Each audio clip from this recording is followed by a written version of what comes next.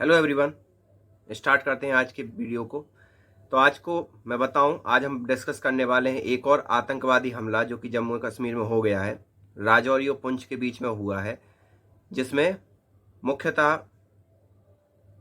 एक ट्रक जा रहा था, 2.5 टन का लगभग एक ट्रक था। 5 जवान जिसमें थे, और आतंकवादी जैसे कि उन्होंने पुलवामा में किया था, एक बॉम्ब से अटैक किया। उसमें हमारे 40 जवान शहीद हो गए थे। और उसके रिगार्डिंग सरकार ने क्या क्या किया। सरकार ने ग्राउंड से उन लोग रोड के रास्ते से उन जवानों को क्यों भेजा, हवाई जहाज से क्यों नहीं भेजा, इन सब चीज़ों के बारे में आपने 2 दिन पहले, 2 या 3 दिन पहले ही सत्यपाल मलिक जी, जो तत्कालीन गवर्नर थे, उनका आपने भाषण भी सुना होगा। तत्कालीन गवर्नर जम्मू एंड कश्मीर के। तो उसी रो में अगर हम देखा जाए तो अभी वर्तमान में क्या हुआ है, अप्रैल 2023, 20 अप्रैल 2023 को फिर से आतंकवादियों ने एक हमला किया, जिसमें कंटिन्यूसली गोलीबारी चलाई गई और एक बम फेंका गया। बम कहाँ पर फेंका? जहां वो ट्रक का टैंक होता है, पेट्रोल का टैंक, उस पर फेंका। तो उससे क्या हुआ, पूरा का पूरा जो ट्रक था वो आग के हवाले चला गया। और उसमें जो 5 जवान बैठे थे, उनका जो थे वो शहीद हो गए। तो ये पूरी की पूरी घटना है। गोलियों की भी जांच की जा रही है, जो कारतूस हैं उनके अलग अलग संबंध मिल रहे हैं।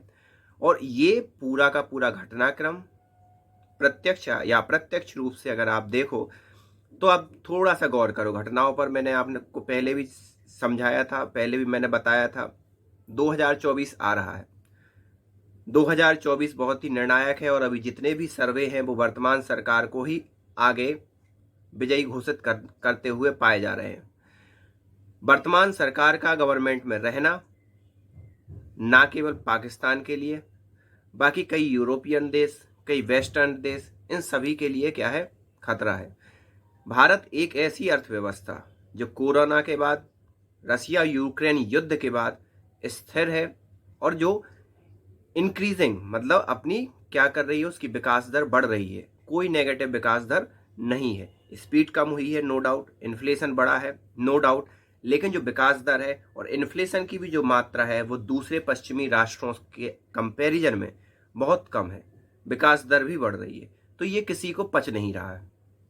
तो इन सब चीज़ों के कारण वर्तमान सरकार की निर्णय लेने की क्षमता और उनकी नीतियों के परिणाम स्वरूप जो हमें चीज़ें देखने को मिल रही हैं, वो किसी भी राष्ट्र को पच नहीं रही हैं। क्योंकि अमेरिका या वेस्ट राष्ट्रों का सिर्फ एक ही काम रहता है, पूरी दुनिया में अस्थिरता हो।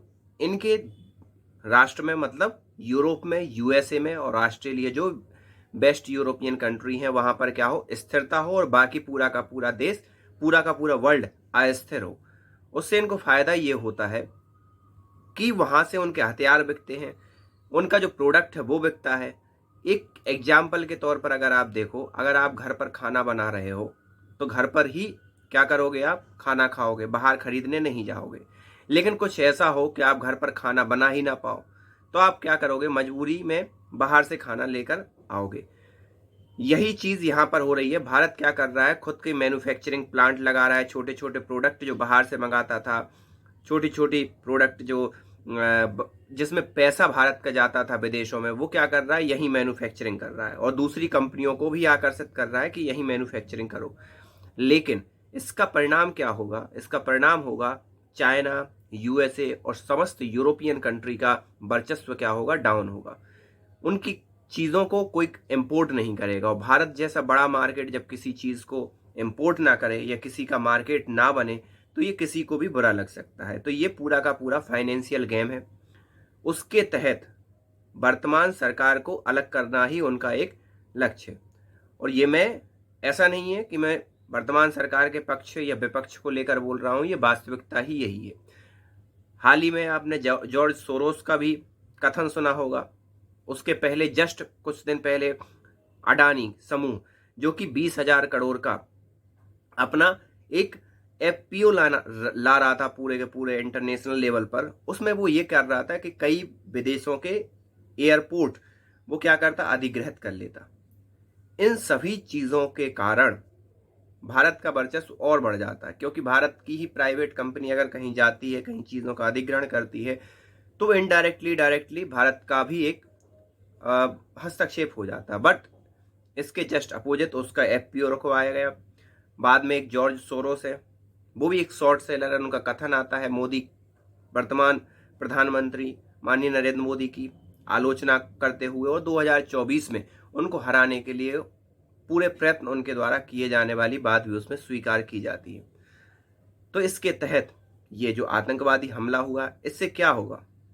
2 दिन पहले सत्यपाल मलिक जी ने क्या कहा कि आतंकवादी घटना जो कि पहले हुई, जिसमें हमारे 40 जवान शहीद हुए हैं, उस पर आरोप लगाया कि प्राइम मिनिस्टर नरेंद्र मोदी ने या गृह मंत्रालय ने सही निर्णय नहीं लिया।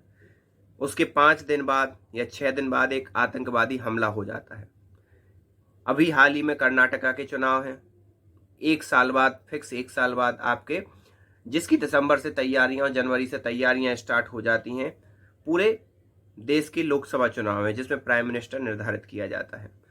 तो ये चीज़ें देखना बाकी है कि आखिरकार क्या होता है।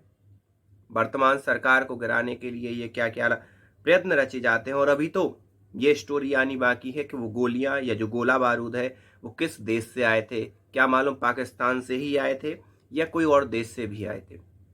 ये पक्का हो गया है कि वो जैसे मोहम्मद, उनके जैसे मोहम्मद की जब फंडिंग रोकी गई, जैसे मोहम्मद के द्वारा जो कश्मीर में फंडिंग की जाती थी उस फंडिंग को रोका गया, तो छोटे छोटे क्या हो गए, प्रॉक्सी ग्रुप बन गए, छोटे छोटे ग्रुप बन गए ये छोटे छोटे हमले करने के लिए। देखना बाकी है। वर्तमान में अभी जैसे मोहम्मद, जो कि पाकिस्तानी बेस एक टेररिस्ट ग्रुप है, उसका निकल कर सामने आ रहा है।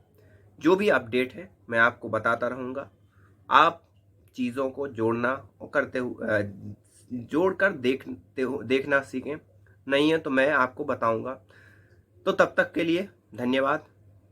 आज के वीडियो में बस इतना ही।